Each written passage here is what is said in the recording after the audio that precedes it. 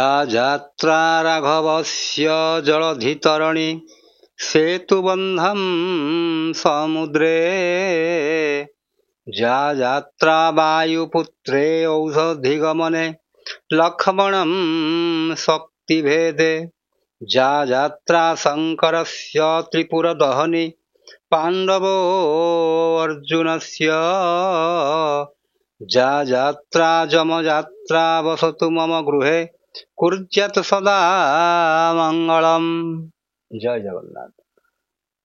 ମୁଁ ଜ୍ୟୋତିର୍ବିଦ ଚନ୍ଦ୍ରଶେଖର ନାୟକ ମୋର ଚ୍ୟାନେଲ ଜ୍ୟୋତିଷର ଜାତକକୁ ଆପଣମାନଙ୍କୁ ମୋର ଅନ୍ତରର ଗଭୀରତମ ପ୍ରଦେଶରୁ ସ୍ୱାଗତ ଜଣାଉଛି। ବନ୍ଧୁଗଣ, ଆମେ ଯେଉଁ ଶନି ଚଳନ ବିଷୟରେ ଆଲୋଚନା କରୁଛେ, ମେଷ ରାଶି ଠାରୁ ତୁଳା ରାଶି ପର୍ଯ୍ୟନ୍ତ ଆମେ ଆଲୋଚନା କରି ସାରିଲେଣି। ଏବେ ରାଶି ଚକ୍ରର ଅଷ୍ଟମ ରାଶି ଅର୍ଥାତ୍ ବିଛା ରାଶି କଥା ଆମେ ଆଲୋଚନା କରିବା। ଯେ ବିଛା ରାଶି ସେମାନେ ବଡ଼ ଚତୁର ରାଶି। ଯେଉଁ କାର୍ଯ୍ୟ ସେମାନେ କରିବା ପାଇଁ ଚାହାନ୍ତି ସେ କଳେ ବଳେ କୌଶଳେ ହାସଲ କରିବା ପାଇଁ ଚାହାନ୍ତି। ସେ କେବେ ହାରିଯିବା ପାଇଁ ପସନ୍ଦ କରନ୍ତି ନାହିଁ। ଆଚ୍ଛା, ହଉ, ସେ କଥା ଆମେ ବହୁତ ପଛରେ ଆଲୋଚନା ସବୁ କରିଛେ, ତେଣୁ ସେଗୁଡ଼ିକର ଆବଶ୍ୟକତା ନାହିଁ। ବନ୍ଧୁଗଣ ଦେଖନ୍ତୁ, ବିଛା ରାଶି ପାଇଁ ଏ ଯୋଉ ଶନି ଚଳନ 2025ରେ ହେବେ, ତାହେଲେ ବିଛା ରାଶି ପାଇଁ କିଭଳି ରହିବ? ଆଚ୍ଛା, ଆପଣଙ୍କ କୁଣ୍ଡଳୀଟି ଖୋଲନ୍ତୁ, ଆପଣ ଦେଖନ୍ତୁ। ଯଦି ଏଇ ପର୍ଟିକୁଲାର ଜାଗାଟିରେ ଚ ଲେଖାଯାଇଛନ୍ତି ତାହେଲେ ଆପଣ ଜାଣିବେ ଆପଣଙ୍କର ହେଉଛି ବିଛା ରାଶି। ବା ମଝିରେ ଲେଖା ହେଇଥିବ 16/8 ବା 17/8 ବା 18/8। ତା ଅର୍ଥ 16/8 ହେଉଛି ବିଶାଖା ନକ୍ଷତ୍ର ବିଛା ରାଶି, 17/8 ହେଲା ଅନୁରାଧା ନକ୍ଷତ୍ର ବିଛା ରାଶି, 18/8 ହେଉଛି ଜ୍ୟେଷ୍ଠା ନକ୍ଷତ୍ର ବିଛା ରାଶି। এই ତିନୋଟି ନକ୍ଷତ୍ର ଭିତରୁ ଆପଣଙ୍କର ଯୋଉ ଗୋଟିଏ ହେଲେ ହେଇଥିବ। ତାହେଲେ ଆପଣ ଜାଣିବେ ଆପଣଙ୍କ କଥାଟି ଆଲୋଚନା କରାଯାଉଅଛି। ଠିକ ଅଛି, ତାହେଲେ ଆପଣ ଜାଣନ୍ତୁ 3/4/2025 ବା କେତେକ ପାଞ୍ଜିରେ ଉଲ୍ଲେଖ ଅଛି 29/3/2025। 29/3/2025। ତାହେଲେ ଏଠି ଶନି ଚଳନ ହେବେ। ଆଉ ଶନି ବର୍ତ୍ତମାନ ଅଛନ୍ତି କୋଉ ରାଶିରେ? ନା କୁମ୍ଭ ରାଶିରେ ଶନି ବର୍ତ୍ତମାନ ଅଛନ୍ତି, ଏଇଠି ଅଛନ୍ତି। ସିଏ ଯିବେ ମୀନ ରାଶିକୁ। ତାହେଲେ ମୀନ ରାଶିରେ ଶନି ପହଞ୍ଚି ଗଲେ ତାହେଲେ ବିଛା ରାଶି ପାଇଁ ଫଳଟି କଣ ହବ? ଏଇଟା ହେଲା ମୂଳ କଥାଟିଏ। ଠିକ ଅଛି, ଦେଖିବା। ବିଛା ରାଶି ଠାରୁ ଆପଣ ଗଣନ୍ତୁ ଶନିଙ୍କ ପର୍ଯ୍ୟନ୍ତ କେତେ ନମ୍ବର ଆପଣଙ୍କର ହଉଛି। 1 2 3 4 5। ଏଇ ଦେଖନ୍ତୁ, ମୁଁ 5 ବୋଲି ଲେଖିଦେଇଛି। ତାହେଲେ ଆପଣଙ୍କର ପଞ୍ଚମ ଶନି ହେଇଗଲେ। ତାହେଲେ ପଞ୍ଚମ ଶନି ହେଲେ ତାହେଲେ ସେଇଟା ଶୁଭ କି ଅଶୁଭ? ଦେଖନ୍ତୁ, ଶୁଭ ଲିଷ୍ଟରେ ଆପଣଙ୍କର 5 ନମ୍ବର ଅଛି କି? 3 6 10 11। 5 ନମ୍ବର ନାହିଁ ତ। ତାହେଲେ ପଞ୍ଚମ ଶନିଟି କ୍ଷତିକାରକ ଶନି ହେଇଥାନ୍ତି। ତା ଅର୍ଥ ଆପଣଙ୍କର ଏବେ ଯୋଉ ଚତୁର୍ଥ ଶନି ଚାଲିଛନ୍ତି, ଆପଣ ଏଇ 2.5 ବର୍ଷ ହେଲାଣି ବହୁତ କଷ୍ଟ ପାଇଛନ୍ତି। ଆଉ ସେଇ କଷ୍ଟଟି ଅଳ୍ପ ମାତ୍ରାରେ ଲାଘବ ହେଇପାରେ। ବିଶେଷ ଚତୁର୍ଥ ଶନିରେ ଯେତିକି କଷ୍ଟ ପାଇଛନ୍ତି, ଆପଣ ପଞ୍ଚମ ଶନି ଯେତେବେଳେ ହେବେ ଆପଣଙ୍କ ପାଇଁ ସେ କଷ୍ଟ ଟିକେ କମ ହେଇପାରେ। କିନ୍ତୁ ମୁଖ୍ୟତଃ 5 ନମ୍ବର ଘରଟି ଆମର କଣ ବୁଝନ୍ତି? 5 ନମ୍ବର ଘରୁ ନା 5 ନମ୍ବର ଘରୁ ଆମେ ଦେଖୁ ସନ୍ତାନ କଥାଟି। ଦ୍ୱିତୀୟ କଥା ହେଲା ଉଚ୍ଚ ଶିକ୍ଷାର ଘର ସେଇଟା। 3 ନମ୍ବର କଥା କଣ? ସେଟା ହଉଛି ଦାମ୍ପତ୍ୟ ଜୀବନରେ ଲଭ୍ ଆଉ ରୋମାନ୍ସର ଘରଟିଏ। ତାହେଲେ ବନ୍ଧୁଗଣ ଦେଖନ୍ତୁ, ତାହେଲେ ଯୋଉ ବିଛା ରାଶି ପାଇଁ 5 ନମ୍ବର ଘରେ ଯେହେତୁ ଶନି ରହୁଛନ୍ତି, ତେଣୁ ଶନିଙ୍କ ପାଇଁ ଆପଣ ଗୋଟିଏ ଜିନିଷରେ ସତର୍କତା ଅବଲମ୍ବନ କରିବେ। ମୁଖ୍ୟତଃ ମୁଁ ଗୃହିଣୀ ମାନଙ୍କ କଥା କହୁଛି। ଯେଉଁ ମା ମାନଙ୍କର ଛୋଟ ଛୋଟ ଛୁଆମାନେ ଅଛନ୍ତି ତାଙ୍କୁ ଟିକେ ନଜରରେ ରଖିଥିବେ, ଆଉ ତାଙ୍କର ଟିକେ ଏକ୍ସଟ୍ରା ଯତ୍ନ ନେଉଥିବେ। ତାହେଲେ ଆପଣଙ୍କର କୌଣସି ଅସୁବିଧାଟିଏ ହବ ନାହିଁ। ଆଉ ଶିକ୍ଷା କ୍ଷେତ୍ର କହିବା, ଶନି କେବେ ଶିକ୍ଷା କ୍ଷେତ୍ରରେ କ୍ଷତି କରନ୍ତି ନାହିଁ। ତା କାରଣ କଣ? ନା ଶନି ଚାହାନ୍ତି ବ୍ୟକ୍ତି ବିଶେଷ ପରିଶ୍ରମୀ ହୁଅନ୍ତୁ। ତାହେଲେ ଯେଉଁ ଛାତ୍ରଛାତ୍ରୀ ମାନେ ଅଛନ୍ତି ସେମାନଙ୍କୁ ମୋର ଗୋଟେ ଅନୁରୋଧ ଯେ ତମେ ମନ ଧ୍ୟାନ ଦେଇ ଯେତିକି ସମୟ ପାଠ ପଢୁଛ ଆଉ 2 ଘଣ୍ଟା ବଢେଇ ଦିଅ ପାଠ ପଢା ସମୟଟି। ତାହେଲେ ନ୍ୟାୟାଧୀଶ ଶନି ତମକୁ ନିଶ୍ଚିତ ଭାବରେ ଶୁଭ ଫଳଟିଏ ଦେବେ। ନହେଲେ ତମେ ଭାବିବ ଯେ ନାଇଁ ମୁଁ କପି କରିକିରି ପାସ୍ କରିଯିବି, ନାଇଁ, ସେଟା ତମର ଦିବା ସ୍ୱପ୍ନ ଭଳିଆ ରହିଯିବ, ହେଇପାରିବ ନାହିଁ। ତାହେଲେ ବନ୍ଧୁଗଣ ଦେଖନ୍ତୁ, ଇଏ ତ ଗଲା 5 ନମ୍ବର ଘରଟି। ତାପରେ ଶନିଙ୍କର 3ଟି ଦୃଷ୍ଟି ଥାଏ। ମୁଁ ଆଗରୁ କହିଛି, ଗୋଟେ ହେଲା 3 ନମ୍ବର ଦୃଷ୍ଟି, ଗୋଟେ 7 ନମ୍ବର ଦୃଷ୍ଟି, ଆଉ ଗୋଟେ 10 ନମ୍ବର ଦୃଷ୍ଟି।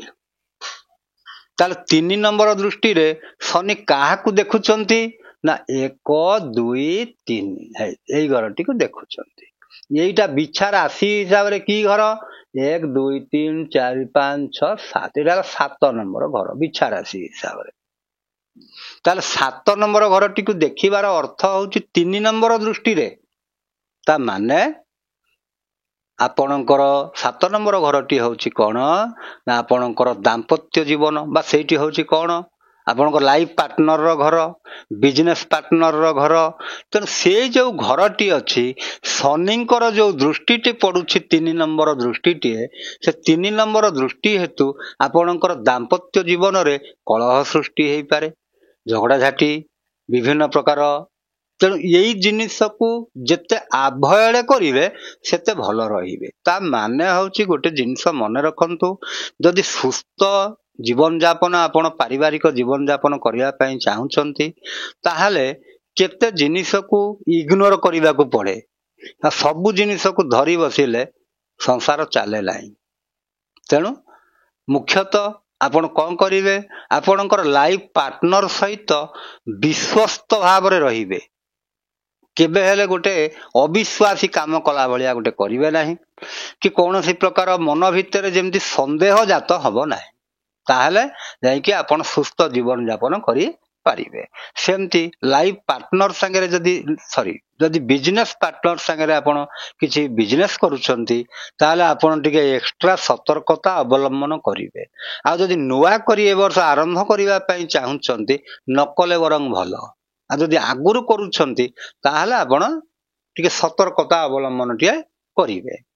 ଆଚ୍ଛା, ତାପରେ ଆଉ ଗୋଟିଏ କଥା ହଉଛି କଣ ନା ଶନି କୋଉ ଘରକୁ ଦେଖୁଛନ୍ତି, ଆପଣଙ୍କର ଏଇ ଘରଟିକୁ ଦେଖୁଛନ୍ତି 7 ନମ୍ବର ଦୃଷ୍ଟିରେ। ତା ଅର୍ଥ ବିଛା ରାଶି ହିସାବରେ ଏଟା କି ଘର ହେଲା? ଏଟା ଲଗ୍ନ। ଯଦି ଧରିଦେବା, ତାହେଲେ ଏଇଟା ହେଲା 12 ନମ୍ବର, ଏଟା ହେଲା 11 ନମ୍ବର। ତାହେଲେ ଏକାଦଶ ଘର। ଏକାଦଶ ଘର ଅର୍ଥ ଆୟର ଘର। ଆୟ ଘରଟିକି ଦେଖିବାର ଅର୍ଥ ହଉଛି, ଆପଣ ମନେକର ଆଗରୁ ଯୋଉ ଆୟଟି କରୁଥିଲେ, ସେ ଆୟ ଟିକେ ହ୍ରାସ ପାଇବ, ଆୟ ବେଶୀ କରିପାରିବେ ନାହିଁ। ଆଉ ଯଦି କିଛି ଅନ୍ୟାୟ ଉପାୟରେ ଆପଣ ଧନ ଅର୍ଜନ କରିବା ପାଇଁ ଚାହୁଁଛନ୍ତି, ତାହେଲେ ଶନିଙ୍କ ଦ୍ୱାରା ଆପଣ ଦଣ୍ଡିତ ହେବେ। ତେଣୁ କେବେ ଅନ୍ୟାୟ ଉପାୟରେ ଆପଣ ଧନ ଅର୍ଜନ କରିବା ପାଇଁ ଚେଷ୍ଟା କରିବେ ନାହିଁ। ଆଉ ମୁଖ୍ୟତଃ ବଡ ଭାଇଙ୍କ ସାଥିରେ ସମ୍ପର୍କ ଭଲ ରଖିବେ, ନହେଲେ ସମ୍ପର୍କଟି ଖରାପ ହେଇଯାଇପାରେ। ଆଉ ଇଚ୍ଛା ପୂର୍ତ୍ତି, ଆପଣଙ୍କର ଯେତେ ଜିନିଷ ମନରେ ଭାବିଛନ୍ତି ଯେ ଏଇ ବର୍ଷ ମୁଁ ଏଇ କାମ ଗୁଡା କରିବି, କିନ୍ତୁ ସେ କାମ ଗୁଡା ଆପଣଙ୍କର ସେତିକି ହେଇପାରିବ ନାହିଁ। ତା ଭିତରେ କୋଉଠି ବାଧା ସୃଷ୍ଟି ହବ। କାମ ଗୋଟେ ଜୋରସୋର ଆରମ୍ଭ କରିଦେଇଥିବେ, କିଛି ଦିନ ଗଲା ପରେ ତା ଦେହରେ ଅସୁବିଧା ଦେଖା ଯାଉଥିବ, ଯାହା ଫଳରେ କି ଆପଣ ସେ କାର୍ଯ୍ୟରୁ ବି ଅଧା କରିକିରି ବି ବିରତି ନେବେ। ଆଚ୍ଛା, ତାପରେ ଆଉ ଗୋଟିଏ ହଉଛି 10 ନମ୍ବର ଦୃଷ୍ଟିରେ ଶନି ଦେଖୁଛନ୍ତି ଧନ ଘରଟିକୁ। ଏଇଟା ହେଲା ଧନୁ ରାଶିର ଘର, ଏଇଟା ବିଛା ରାଶି ହିସାବରେ ଏଇଟା ହେଲା ଧନ ଘର। ଧନ ଅର୍ଥ ଆପଣଙ୍କର ସଞ୍ଚୟର ଘର। ତେଣୁ ସଞ୍ଚୟ ଆପଣଙ୍କର ସେତେ ନ ହେଇପାରେ ଏ ବର୍ଷ। ଏଇ ଯୋଉ ଶନି ଚଳନ ହେବେ, 2.5 ବର୍ଷ ରହିବେ, ସେଥିରେ ଆପଣଙ୍କର ବେଶୀ ସଞ୍ଚୟ ନ ହେଇପାରେ। ଆଉ ମୁଖ୍ୟତଃ ଆପଣ କୁଟୁମ୍ବ ଲୋକଙ୍କ ସହିତ ଟିକେ ସତର୍କ ରହିବେ। ତାଙ୍କ ସାଙ୍ଗରେ କୌଣସି ମନୋମାଳିନ୍ୟ ହେବେ ନାହିଁ, ଝଗଡାଝାଟି ହେବେ ନାହିଁ। ଆଉ ମୁଖ୍ୟତଃ ଟଙ୍କା ପଇସାକୁ ନେଇକରି କୌଣସି ଯେମିତି ଆପଣଙ୍କୁ ବିପଦ ନ ହୁଏ। ତା ଅର୍ଥ ଆପଣ ଯଦି କିଛି ଲୋନ କରିବା ପାଇଁ ଚାହୁଁଛନ୍ତି, ଲୋନ ଆପଣ ଚାହିଁଲେ ବ୍ୟାଙ୍କରୁ କରିପାରିବେ, କିନ୍ତୁ ହାତ ଉଧାରି ଲୋନ କିଛି କରିବେ ନାହିଁ। ଯେମିତି ଲୋକ 10%, 15% ସୁଧରେ ଲୋକ ଦଉଛନ୍ତି, ସେଭଳିଆ କାମ କେବେ କରିବେ ନାହିଁ। କଲେ ଆପଣଙ୍କୁ ସୁଝିବା ପାଇଁ ବଡ କଷ୍ଟ ହେଇଯିବ ବନ୍ଧୁଗଣ। ତାପରେ ଆମେ ଦେଖିବା ମୁଖ୍ୟତଃ ଏ ବର୍ଷର ଛାତ୍ରଛାତ୍ରୀ ମାନଙ୍କର ଶିକ୍ଷାଟି କେମିତି ରହିବ। ତେଣୁ ଛାତ୍ରଛାତ୍ରୀଙ୍କ ବିଷୟରେ ଯଦି ଆମେ ଆଲୋଚନା କରିବା, ପ୍ରଥମରୁ 10ମ ଶ୍ରେଣୀ ପର୍ଯ୍ୟନ୍ତ ଶିକ୍ଷାଟି ଛୁଆମାନଙ୍କର ବହୁତ ଭଲ ରହିବ। ଆଉ 10ମରୁ ଉପରକୁ ଯୋଉ ଛୁଆମାନେ ପାଠ ପଢୁଛନ୍ତି, ସେମାନଙ୍କ ପାଇଁ ଟିକେ ସତର୍କତା ଅବଲମ୍ବନ କରିବାକୁ ପଡ଼ିବ। ତା ଅର୍ଥ ହେଉଛି ବାବା ପରିଶ୍ରମ କରିବ, କେବେ ପରିଶ୍ରମରୁ ବିରତି ନେବ ନାହିଁ। ଯେତିକି ପରିଶ୍ରମ କରୁଛ ଆଉ ଘଣ୍ଟେ 2 ଘଣ୍ଟା ପରିଶ୍ରମ ବଢ଼େଇ ଦିଅ, ଟିକେ ମନ ଧ୍ୟାନ ଦେଇକି ପାଠ ପଢ଼, ଆଉ ଉପଯୁକ୍ତ ଗୁରୁଙ୍କ ଠାରୁ ଶିକ୍ଷା ଗ୍ରହଣ କର, ଯାହାଫଳରେ କି ତମେ ବହୁତ କିଛି ଶିକ୍ଷା ଲାଭ କରିପାରିବ। ଆଚ୍ଛା, ତାପରେ ଯଦି ଆମେ ଆଲୋଚନା କରିବା ଚାକିରି ବାକିରି ବିଷୟରେ, ଶନି ଏଇ ଯୋଉ ସମୟଟି ଚାଲିଛି, ଏଇ ସମୟରେ ଚାକିରି ବାକିରି କରିବା ପାଇଁ ଟିକେ କଷ୍ଟ ହେଇପାରେ, କିନ୍ତୁ ଗୋଟେ କଥା ହେଉଛି କ'ଣ, ପରିଶ୍ରମ ହିଁ ସବୁ କିଛି ମୂଳ କାରଣ। ପରିଶ୍ରମ କର, 100 ଜାଗାରେ 90% ତ ପାଇବ। ଯଦି ଭାଗ୍ୟ ସାଥ ନ ଦଉଛି, ଲୋକ ପରିଶ୍ରମ କରିଛନ୍ତି 60%, ଭାଗ୍ୟ ତାଙ୍କୁ ଦେଇଛି 30%। ଭାଗ୍ୟର ଅର୍ଥ ହେଉଛି ଏଇକା ସର୍ଟ କୋଶ୍ଚିନ୍ ପଡ଼ିଛି 50ଟି, 50ଟିରୁ 30ଟି ଜଣ ଜାଣିଛି ଆଉ 20ଟା ଜାଣିନାହିଁ, ଆନୁମାନିକ ଚିହ୍ନ ମାରି ଦେଇଛି।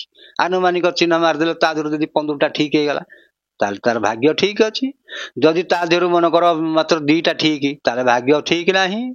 ତେଣୁ ସେଇଭଳିଆ ଆପଣ ପରିଶ୍ରମ କରନ୍ତୁ, ପରିଶ୍ରମ କଲେ ଯାଇ ସଫଳତାଟିଏ ପାଇବେ। ଆଉ ମୁଖ୍ୟତଃ ଯଦି ଆମେ ଦେଖିବା ଯେଉଁ ଚାକିରି ବାକିରି ଯେଉଁ ଛାତ୍ରଛାତ୍ରୀ ମାନେ ବା ଯୁବକ ଯୁବତୀ ମାନେ ଅଛନ୍ତି ଚାକିରି କରିବା ପାଇଁ, ତାଙ୍କ ପାଇଁ ସମୟଟି ବି ସେଇଭଳି ରହିବ।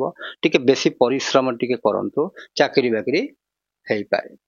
ତାପରେ ଯଦି ଆମେ ଆଲୋଚନା କରିବା ରୋଗ କଥାଟି, ଦେଖନ୍ତୁ ବନ୍ଧୁଗଣ, ଏଇ ସମୟରେ ରୋଗ ହବାର ସମ୍ଭାବନା ବି ଅଛି, କିନ୍ତୁ ସେମିତି କ୍ରୋନିକ ଡିଜିଜ ନୁହଁ, ଯୋଉଟା କି ବହୁତ ଲମ୍ବା ଲମ୍ବା ବେମାରୀ, ସେମିତି ବେମାରୀ ହବ ନାହିଁ, ମଧ୍ୟମ ସ୍ୱାସ୍ଥ୍ୟ ତା ମାନେ।